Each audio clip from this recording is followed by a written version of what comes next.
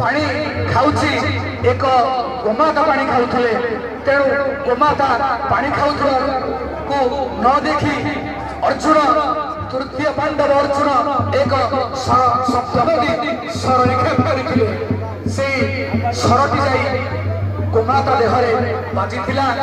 जो गोमाता की नदी कूल एक लिंग क्षीरदान करुले तेणु सी कौन कले ये स्वरटी बाजी गोमाता देह त्याग जीवन त्याग कले से मरीजार देखी बहुत दोष लगे तेणु से लिंग पदर बसी सी आज शंकर भगवान तपस्या कर कृष्ण को तपस्या कले से लिंगरू आविर्भाव है भगवान श्रीकृष्ण तेणु से हरि आ शंकर मिलन होता तेणु ता नाम होता हरिशंकर तेणु प्रति स्थान हरि हरंकर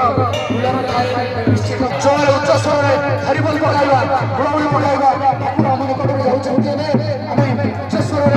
हरिबोल पकाइबा गुणगुण पकाइबा दुख होइबा दूर पंच संकर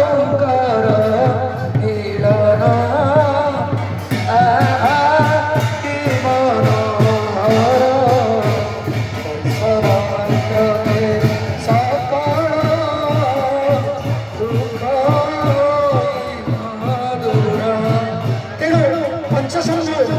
आज ये स्थान समस्त